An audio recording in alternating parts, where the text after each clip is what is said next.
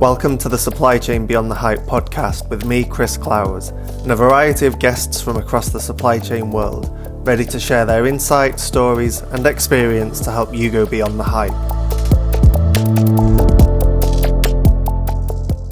Hello everyone and welcome to another edition of Supply Chain Beyond the Hype, where we aim to go beyond the hype and look at what's happening in the world of supply chain.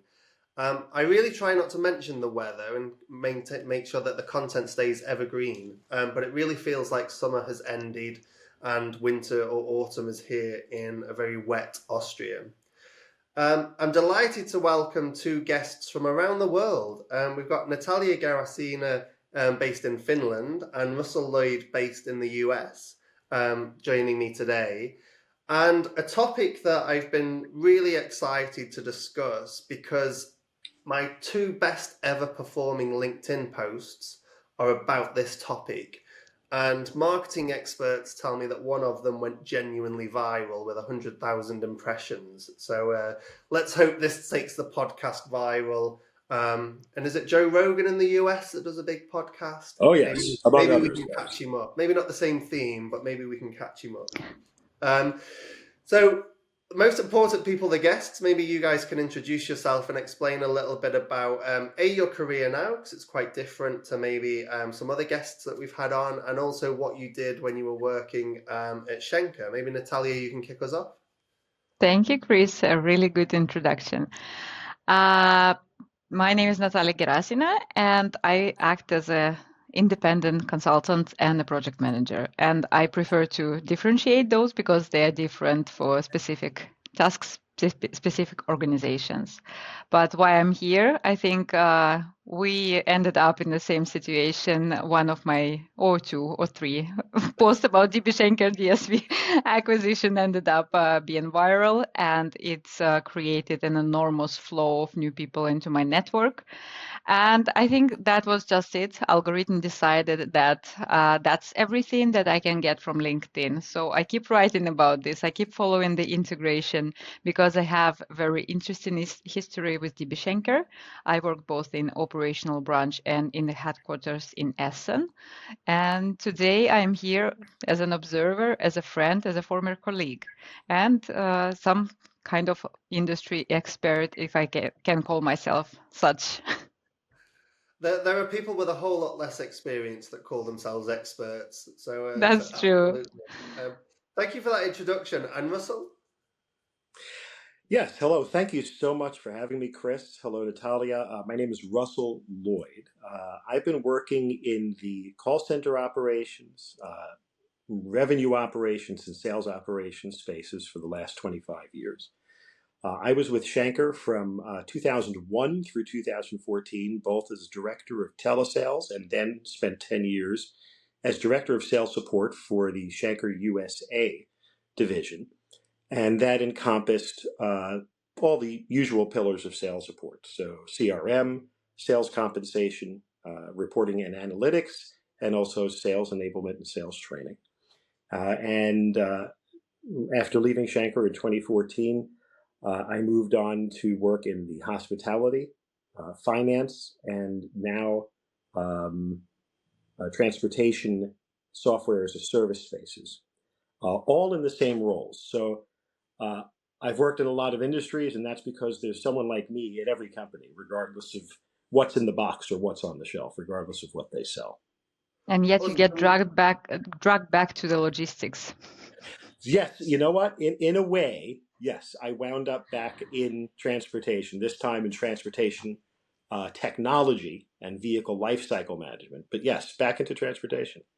So we've got a true salesperson here rather than a logistician, whereas my background is absolutely supply chain and logistics, and absolutely, I think like most people fell into the industry. I'm not sure anyone chooses to work with trucks and warehouses. But really appreciate the introductions from both of you and joining. And let's kick right in and looking at the sort of M&A landscape. And why do you think, Natalyia, that this acquisition is proving so emotional, if that's the right word, or driving so much conversation Is it the size? Is it the fact that we've got a private company buying a public company, or is it something else? Well, I think that's all of the mentions, and there is definitely something else. I think we live in the times where so many things are happening, and we've been doing the great work fragmenting this market, and now we're doing a great work, consolidating it, and like acquisition of this scale simply by the size. I think that's the first reason why even people outside the industry paying attention what's happening. But within the industry, I would say it's of course it's competition. What's going to happen next? What does it mean for other companies if DSV is successful with this merger? So I think there are plenty of reasons. And what I can see now also people factor is now surfacing more and more, because when you acquire a smaller company, the change is not that great or not that big. But when you acquire the company of the size equal of your own, then that's more than just acquisition. It's a true synergy. Yeah, definitely. And Russell, how is this playing out in the US? You've got two big European giants, a Danish company and a German company, effectively. What does this mean in the US at the moment? So, I've got my finger on the pulse of that, and I want to expand on what the two of you were just talking about, because Chris, you used the word emotional, right? Um, and I think the emotions are tied to Schenker's roots, right? Here you have an organization that I believe is over 150 years old. Right? I think it was started by Gottfried Schenker more than 150 years ago. It is a hallowed name, right? And what I'm seeing amongst the people with whom I used to work, and the kind of comments that are being made, there's a real emotional reaction to knowing that that name is going to go away, right? It's not DSV Schenker, right? It is the Schenker name, and those 150 years of innovation are going to disappear. The names are coming off the trucks, right? I saw a video recently of somebody showing a Schenker truck, and you could see the name had been removed and replaced with DSV. And I think that's where a lot of the emotion is coming from, right? This is it was more than a company. It was a pride and a tradition that had gone through so many iterations and had survived so many trials and travails. And here, in a matter of a year or two, it's going to disappear. And I think that's driving a great deal of the emotion around this. And I mean, I guess why, and I've never worked with or for DSV or DB Schenker, so hopefully I can be quite impartial. But I'd started my career with Christian Salverson. Christian Salverson was I think, 100-year-old company. They were bought by Norbert Onchasongel, who I think had been around for 25, 30 years from the 70s. And within a year, the Christian Salverson brand had disappeared. And Salverson had acquired Swift prior to that, and then ND bought TDG. And it almost became the playbook for what is now, well, was GXO when it was XPO and RXO, and is now split back out. And yeah, there were some people that had been there for 30 or 40 years and were upset. I've got all the trucks behind me still. But and maybe I was at the start of my career and not quite as aware. But I don't feel, or there wasn't LinkedIn and there wasn't the publicity. So what made Schenker special? Maybe a question for both of you. You want to go first, Russell? Because I think it's also different from the regional perspective. In Europe, first of all, I think that's the place of birth, Schenker, right? In Austria, Chris. So you're in the right spot for that one. And that's how it all started. So we still have the same railways, where the first goods were transported. We still, drive the same roads. It's deeper in our roots, but also I think everything political, economical, and geographical aspects are, tapping into this one big historical path. And many people, as you, Russell, mentioned, have been with the company for 30, 40 years. So for them, it's really important. But other than that, Europe is small. And you can change companies, but you still will meet those people in the next industry event, and you might end up, working in the same office on different floors. So you never know that. So I think for people in Europe, because we're so close, like even countries are different, still the distance is so small, both emotionally and geographically. So we leave what Schenker started, what Gottfried Schenker started. We're still there. So I think that's this additional emotional aspect to that. Absolutely. I mean, I don't know if there is, I've never actually looked into it, if there's a place in Europe from which you could fly 5 hours and still land in the same country, right? No. Exactly, right. What made Schenker special from the U.S. division perspective, the innovation, right? The technological innovations, the embracing of 3PL and 4PL and being on the cutting edge of that, all right? Challenging companies like UPS and FedEx, right? I believe that Schenker really forced them to diversify and become what they are now as far as freight goes, right? The acquisition of Bax Global in 2005 and becoming a force in domestic transportation, right? The final mile. Those are the things that made Schenker special from the U.S. perspective. And maybe Natalyia, would Schenker be recognized as an innovator in the UK, in Europe? Depends on whom you're asking from and from what time. I would say 10 years ago, definitely not. And in the recent years, after I already left the company, I was actually admiring their growth. And I think this company went through the true transformation as with because transformation now is a buzzword. Everyone is talking about this, but Schenker was a company that lived through it and proved that innovation is something that exists and that it's something that guarantees the future of this industry if we want to keep succeeding. Do you think maybe the emotion in Europe is linked to a general feeling of demise of Deutsche Bahn?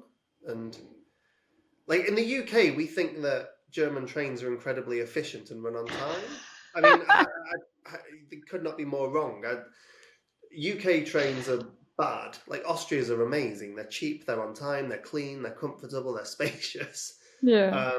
But the only time I ever get delayed is when it's an ICE train in Austria, not an OBB train. So do you think there's a link to the general demise of DB that is driving some of that emotion as well? I don't know, because again, it depends on the perspective. Some saw DB as this elegant wrap up of DB Schenker, because if it was just another logistics company, maybe nobody would care. But on the other hand, DB was always this, serious parent who said just yeah, I know you want to do that, but it will look bad for us, so maybe let's not do this. So I think there was too much of this extra cautious. I mean, of course, Deutsche Bahn is state-owned. They have to be, but that's why maybe that was a bad combination, for Schenker with the innovative approach, especially in the recent year, to remain under the Deutsche Bahn. I don't say that Deutsche Bahn was not good for Schenker, but it was no longer good, maybe because Schenker potential actually improved, and I think they just they caught up the pace that Deutsche Bahn could not, keep up with. I feel European rail infrastructure might be another podcast. and Russell, We can talk about it. And Russell, from a customer's perspective, what does this mean in the US? Do you think if DB Schenker came in and was a real innovator and challenged their kind of incumbents with UPS, USPS, FedEx. What do you think this means in the next 5 to 10 years for DB's legacy customers, but also the new combined group? Counterintuitively, business-wise, I think the demise of Deutsche Bahn means a lot less here, right? Nobody really cared in the U.S. who DB was, right? You didn't go to the train station and see a train pulling and Deutsche Bahn's logo was on the car of the train, right? People had never heard of Deutsche Bahn. Schenker had to make its own name, right? So I don't think there's going to be as much of an impact based on legacy as far as the business is concerned here. Okay, right? interesting. Yeah. And No That's one's a going really to be in perspective. tears over DB. Oh my goodness, DB is gone. I Yeah. don't think people are going to care as much here about DB. And I think that's a really good point. We forget about the difference in regions. Like, what does it mean for company to grow? Sometimes it's just like enough to open an additional office, but sometimes you need to build it from scratch. Sometimes you need to convince customers that, just because you're good in Europe, you need to prove that you can also be good in the US. So it's not that simple. And when we're talking about global companies, we still on the social media and like in the industry, we talk about this corporate head office perspective, but we forget that it's completely different. The reality differs so much from region to region and even from country to country. Yep. Yeah, and maybe Russell, you can sort of share from your experience being in the US and obviously ultimately working for a European company. What was that like being in a local office and the kind of what did the oversight look like from the parent company? It was a fascinating relationship, right? Because the way of working in the United States is just so fundamentally different from Europe, right? You can turn business on a dime in the United States, right? You can change and course correct very quickly. You can tell 1,000 people they're out of work today, right? And barely even give them a reason, right? And things you can't do in much of the rest of the world, right? Of course, that has disadvantages, but it also has advantages because, again, you can turn on a dime. You can make business decisions very quickly. And I think there was a lot of that.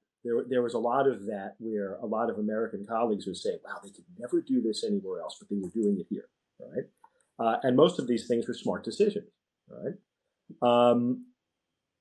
Another piece of perspective was there was a bit of an adversarial relationship between the U.S. and head office, right? Because there was a strong sense among many in the U.S. that head office did not understand the U.S. market and doing business in the U.S., right? And for good reason. It's because it's so different, right? You can do business in 25 European countries, right? And then you can add the U.S. as your 26th country and think, it's country number 26. But the way of working is completely different culturally, right? So that fostered a bit of adversarialism, right? And I would feel it myself when I would go to Europe and when I would go to head office. And Natalyia, what was it like for you working, I guess, both in a local branch and in the head office in Essen? It was not that black and white as we tend to generalize on, when talking, when describing organizations. I would say, like Russell mentioned, that head office was not capable of understanding the local culture of doing business. And I saw it both ways. Sometimes countries chose not to communicate things that head office could change or could hear. And sometimes, of course, it was head office that said, okay, decision is made, whether it's good or bad for you, it's up for you to live up with the consequences. So I would say I saw both cases. And I don't want to justify, because I think what's missing in our industry a lot is a dialogue. So when one side is saying like the decision is made, you need to comply, it's not good. But also when another party is not communicating clearly their needs or the reasons why they cannot comply, that's also their responsibility. So I like, when I'm looking back, I wish things were different in terms of communication, because many things did not happen simply because people didn't dare to speak up. And I don't think that's just a US or a European or a logistics challenge. I worked for Walgreens Boots Alliance, which was American and British ultimately. I worked for Coca-Cola and Costa, a GX, well, Norbert Onchasongel, which was pan-European. And I don't think it's a challenge unique to any business, mother or parent and child company, wherever it is and however it's happening. I'm not sure anyone's got it right yet. Yeah, that's true. And that's what we need to work on. What are your suggestions for doing that? Now, there's a big question. Start addressing issues, because I think like from the head office perspective, we try to like justify our decision by cost efficiency or maybe some legal obligations or sustainability goals or things like this. But sometimes we need to remember that people who will be implementing any change, they're people, they're human beings, and sometimes they need to hear that, sorry, I mean, that's just the compliance, it's not personal. So sometimes admitting that business and human beings are different, but still it's all mixed up. So we need to understand that it will be taken personally, and that's totally fine. It's okay to be angry with a new decision coming, from the head office next Monday. Okay, you need to lay off, 1,000 people. But I think how we manage it, that's the question. And that's what we need to work on, how we communicate and how we justify every decision. And sometimes like we need to bear responsibility, even if it's only because of compliance with the law, it's still your accountability. So if you're, sending that email saying, your whole department will be demolished tomorrow, that's your responsibility, and you need to hold it proudly, because that's what you were hired for. Yeah, and I think as well as the what, I think if we think about Simon Sinek's thing, I think the most important thing about all of that is why we're doing it Yeah. and making sure that's owned and communicated. And whilst one last question, kind of looking at business almost holistically before we kind of focus back down onto DSV and DB Schenker. Russell, how does sales look in logistics, and what's unique about logistics versus sales in any other industry? Look, so I've been a sales administrator at one level or another in 5 different industries, and at Schenker, what I noticed is it was the most transactional environment that I ever saw. All right, where if we would make a sale, and if somebody walked in and offered you a nickel less per container, you lost that customer. All right. So the sale of value beyond the transactions, I believe, continues to be the most important part of customer acquisition and long-term retention. Why is that? Because you're absolutely right. Logistics is incredibly transactional, almost adversarial between the shipper and the logistics company. I often say the relationship between an FD and their auditor, I wouldn't say is particularly poor. A marketing director and their marketing agency, but often a supply chain director and their logistics company, they're at loggerheads and fight. So why is logistics, for something that's so important, you're moving your physical product, why is it so transactional? I believe it's because customers tend to not see the value. Which is Okay. Insane. They don't see the value. Millions of dollars worth of product. They see that as kind of elementary and academic, right? They sourced materials, they produced a product, they need to get it to where they can sell the product.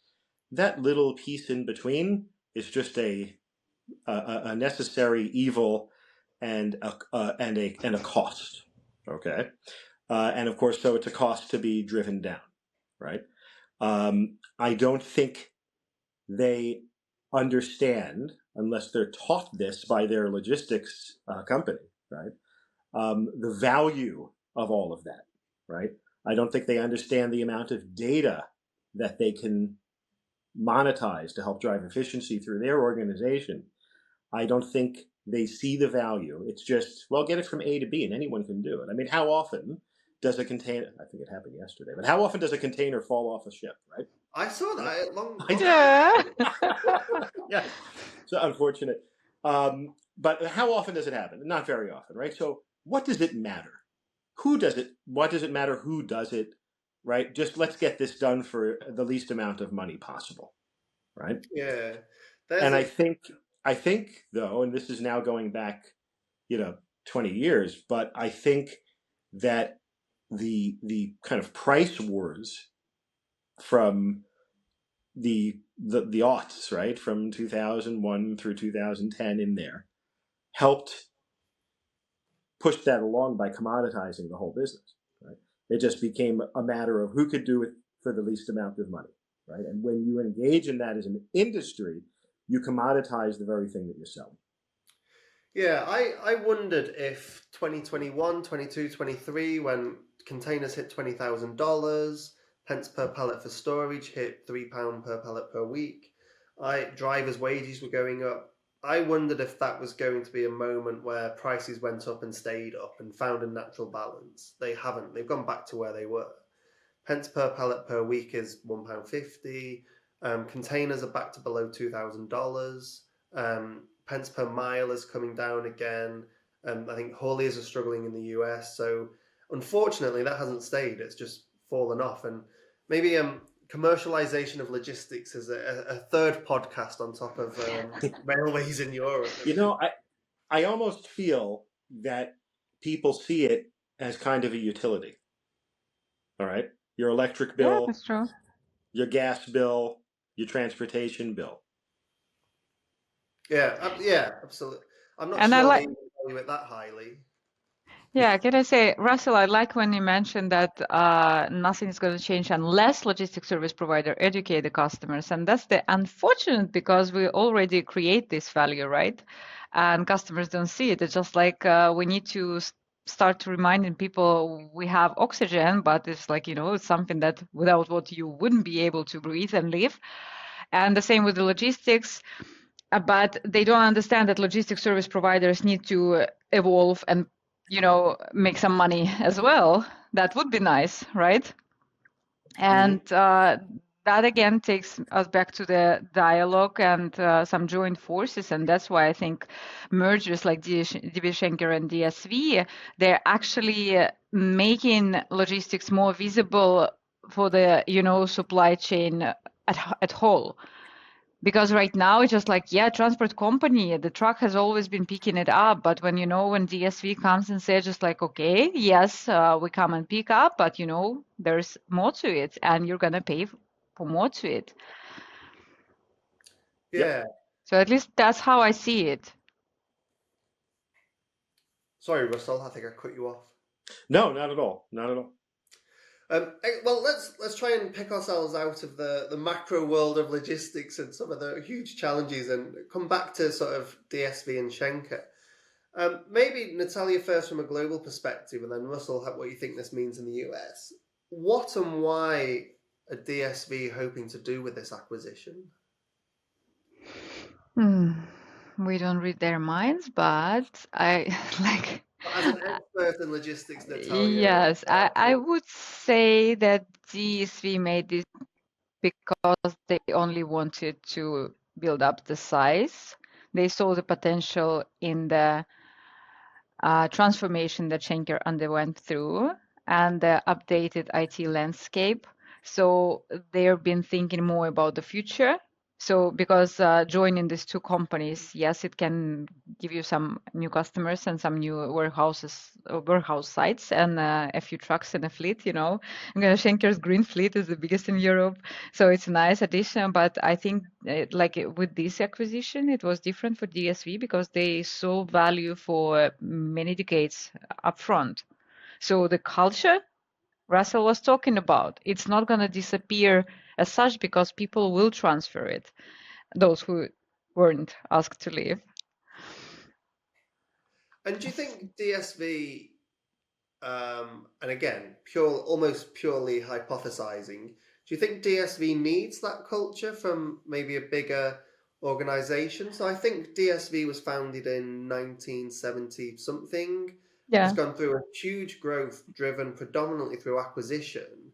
So I guess the question is, what is DSV's culture and how does Schenker fit into that? I think from the DSV as a company, that culture wouldn't mean much. They will have to, to create this synergy. They will have to integrate people as well. But if they want to retain the relationship Schenker built, then they would have to, kind of borrow this kind of culture in customer relationships and, network relationships. So it's not that easy. Of course, they have their playbooks and they will not be too romantic about this Schenker legacy, right?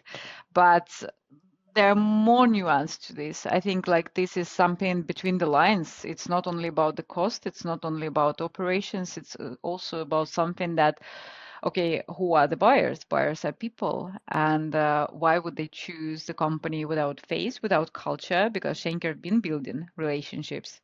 And I think in Euro, a special road transport network is its strongest. So DSV will have to, let these people keep handling what they were handling that well. Yeah.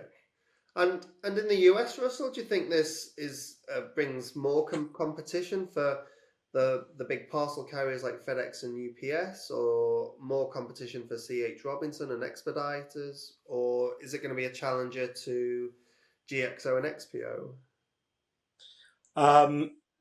I think all of the above, right? If it's handled correctly, right? That's the key. DSV would be wise to keep as many of the frontline salespeople as they can, right? Because these are the faces to the customers. Right? Customers don't like getting a new account manager or account executive, right? And having to rebuild a relationship, having to rebuild that trust. A new person having to understand the customer, what they do, their customers, their competitive landscape, and all the other commercial insights that are involved. So hopefully, branches and operations are one thing. Middle and senior management is another thing. But they would be wise to keep as many of their frontline salespeople as they can, because that's what the customers know. They don't know Schenker or DSV. They know that Maria Gonzalez is the person that they've been working with for the last 40 years. That's the person they trust, right? And I get the impression from learning about this transaction that some of Schenker's customers, or even many of them, have been customers for an awful long time. Yes, absolutely, and that's because of the work, drilling into the verticals, right? Drilling into automotive, drilling into pharmaceuticals and cold chain logistics, drilling into consumer and electronics, of course, the whole semicon space, right? Schenker really made it a point to really drive through those vertical markets and developed a lot of long-standing relationships, right? And then really worked with those customers to be more than just customers. As a matter of fact, when you think about that customer mountain, right? And every company has that customer mountain. When I was at Schenker, at the top of the mountain were the innovation partners, right? And these were customers that they didn't just buy from Schenker, but they helped inform Schenker. They helped determine the direction of the company. They were advisors, right? I don't know what that looks like now. I don't have a lot of insight or a good line of sight into how DSV manages all of that here in the U.S. I will say, to tie it together with something else that we were discussing earlier, I think normally we say the more competition, the better, right? Competition drives innovation, right? And competition drives prices down, which is better for the consumer, right? I think the industry needs to recover some of its value. And I think in this case, having fewer competitors in the US market will help with that.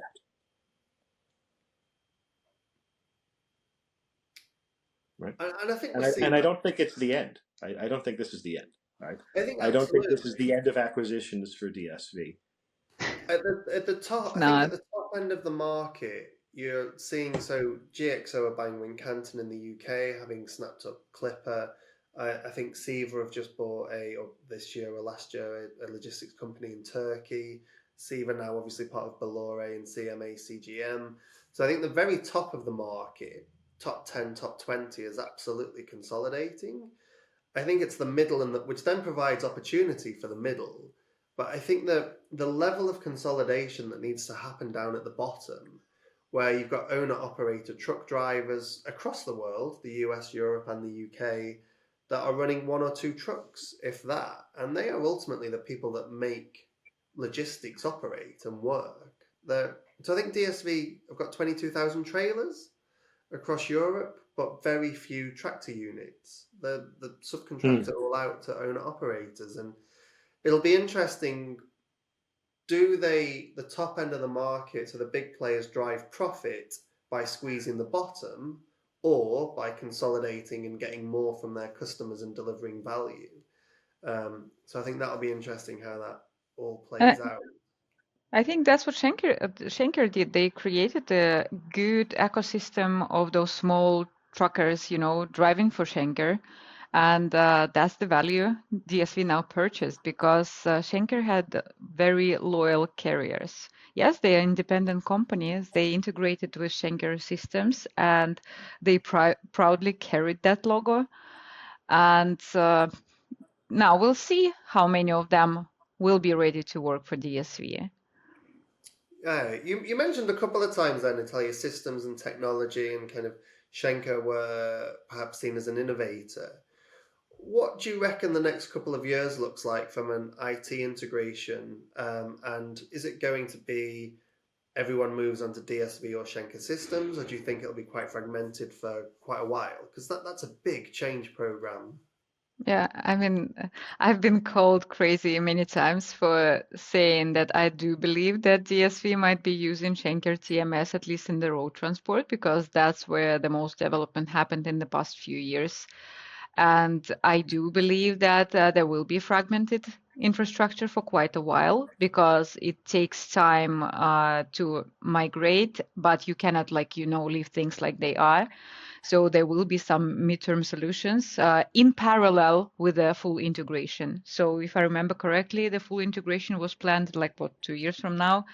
We'll see if it's successful or not, but I think there will be lots of consideration of what Schenker have done with their own ecosystems, because some countries had an absolute mess of an ecosystem. Other countries were more simplified. So DSV has a really difficult task, but I think Schenker was prepared well for this deal. So they cleaned up the mess that it was always, because Schenker, again, we talk about legacy, about the history and things like this. And in IT, there are lots of history, like why specific codes were made in a specific way, because it depends on country, or maybe it depends on what system have been used back then, why we use this letter and not that letter, and it cannot be understood by the system. It cannot be understood by AI. You need somebody who've been building those systems back then 30 years ago. So that's why they pushed really hard in the past 5 years, I would say, but I don't believe that it's ideal, so it's going to be that easy, just plug and play. And I don't believe that DSV wants to brutally plug Schenker into their system, because again, Schenker has more value than just a muscle. They have brain. So that's going to be a new organization, I do believe. That's a But lot of again, we never know. they have muscle and brain. And from a US perspective, Russell, I think we touched upon it maybe a little bit earlier on. Were the systems from Schenker good? Did they work? You see it in different industries from a CRM perspective. How would you rate them? When I Schenker really in the U.S. undertook a transformation in the 14 years that I was there. All right. At the beginning, systems were straight out of the 70s. I mean, DOS-based operations systems and so forth. I think it's IBM 100 or 1200 or something like this. And by the time 2014 had rolled around, things were much improved, right? I think DSV right now has, especially in the U.S., look, U.S. customers are very sensitive people, okay? And they are very transactional. They're not very loyal if you make them feel pain. Okay? So when it comes to the IT maneuvers involved here, whatever DSV does, they need to make sure the customer doesn't feel the pain. All right, it's going to take a long time. These are always really difficult. You're merging operational systems. You're merging an entire sales tech stack. You're merging the whole finance side of it, accounts receivable, right? Now suddenly have at least two account numbers for perhaps thousands or even tens of thousands of customers, right? One for Schenker and one for DSV because they were using both already, right? You've got to make sure that the customers don't feel this pain, right? The moment invoices are wrong, right? The moment other pieces of data are wrong, the moment a customer says, why do I have to keep watching two dashboards now? I want one, right? That is super important because you can't lose any customers, right? And I think it's the IT part that drives customer loss. I don't think it's the name. I don't think it's the logo on the truck. I think even more than whether or not they have the familiar throat to choke at the branch in the form of their familiar salesperson, it is the IT piece, and it is also the finance and accounting piece, right? For integration, because look, in any integration, the idea is to make 1 + 1 = 3, right? If 1 + 1 = 2, you've bought a company and actually gotten nothing out of the transaction, right? You have to make 1 + 1 = 3. And that means you have to hold on to your customers and grow them while decreasing cost.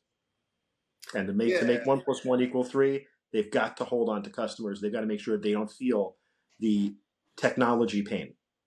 But they do feel this pain. They already do. And because I can explain that why. Because while DSV is acquiring Schenker and integrating their system, customers are evolving too, and they have different needs. They want more complex integration. But then again, when the latest APIs were published by DSV, were they any good? Do they meet customers' requirements? Because that's why now the importance of ecosystem is actually growing, because we're growing together and each in one direction, and yet we are the part of the same ecosystem.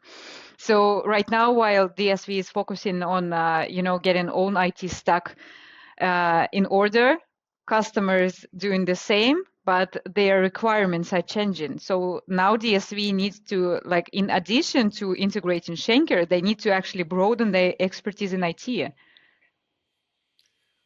Absolutely. And I think, Russell, no one ever rings you up and says, thank you for getting 99.99 on time and in full. But they definitely ring you up about the 0.1 that went wrong. So I really appreciate both your time so far, and we're already 40 minutes in. So let's look forward a little bit. What does success look like for DSV, Natalyia? Money. Market share. I think of many things, like success for the industry or success for the company, because I think that it should be both, because now it's a giant, like, number one, and with size comes responsibility. Are they ready to lead up the way with innovation, which Schenker was doing in the recent year? I can't say that Schenker is an innovator in a true sense, but they were still progressing compared to where they've been previously and compared to where many companies are. But then again, right now, DSV has main priority is finance. They need to be cost effective. They need to, to make this deal worth it. So to me, success in the short term would mean least possible layoffs.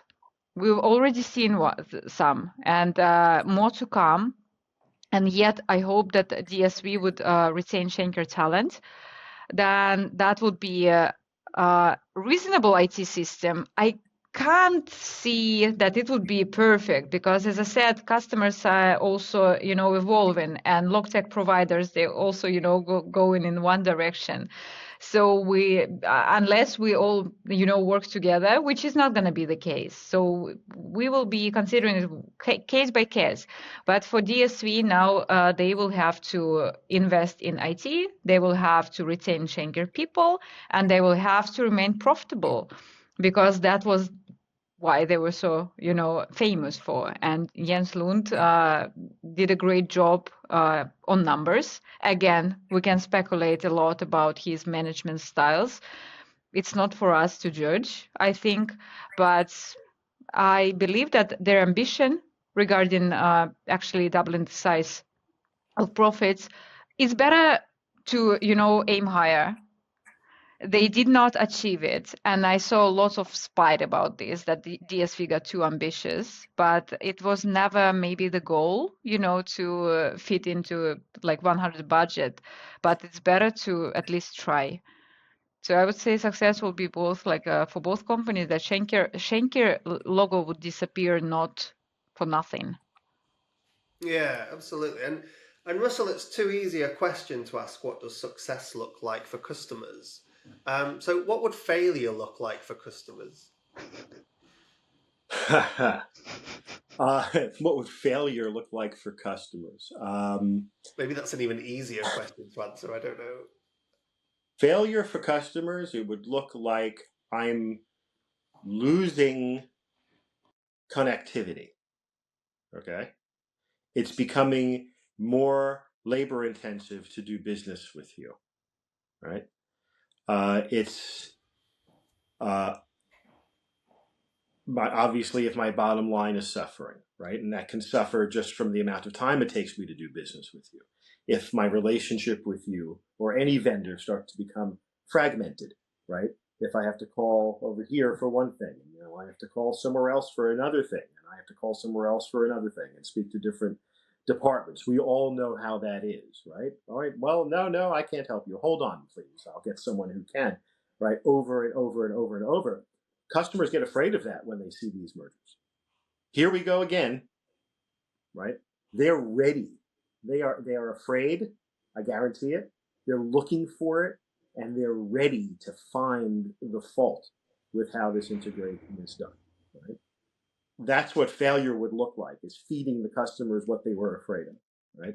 If I am DSV, at least here in the US, I am focused completely on, as Natalyia said, my finances, right? And to focus on my finances here in the US, I am completely focused on customer retention. I would be allowing every decision I make, every corporate behavior I want to drive, everything, all drivers throughout the organization to stem from customer retention. So I would allow it to stem from customer retention being absolute number one across both organizations, right? And if that meant consolidating somewhere and people had to be laid off, I'm doing it. If it means, gee, we have to hire over here, we have to go in the opposite direction, I'm doing it. I'm pouring a great deal into marketing to our customers, right? I want them to feel okay. I want them to feel secure. I want them to feel that we've got this We've got this. You have nothing to worry about. All right. It's business as usual at the worst. And actually, it's going to be business at better, right? Because again, that 1 + 1 has to equal 3, or there's no point in doing the maneuver, right? So everything would be based upon customer retention.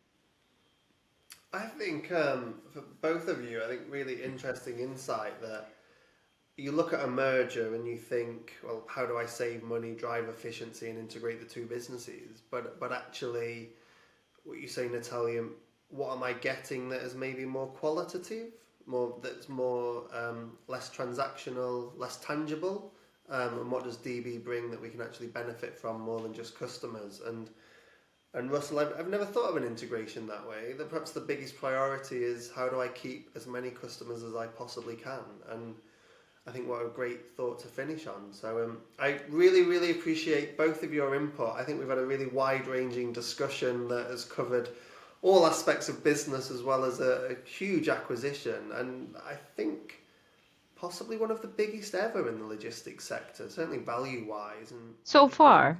yeah, well, Yes. we'll get together in 6 months' time when DHL or K&N announce that they've bought somebody, and we can discuss that. So, Natalyia, I really appreciate your time and thank you for joining. And Russell, I really appreciate yours as well. I appreciate that you're behind and ahead of me in time zone. So, thank you very much. Thank you. Thank you. Thank you for inviting us. It was really nice discussion. Fabulous opportunity. Thank you. Cool. Sorry, Russell, I'll cut you over there. But I hope you've enjoyed the podcast. If you have, please do subscribe and you'll get notifications when new ones are released. So thank you, Natalyia, and thank you, Russell. Thank you. Bye-bye. Thank you. Thanks for listening to Supply Chain Beyond the Hype. Don't forget to subscribe to the podcast and get notified when new episodes are released.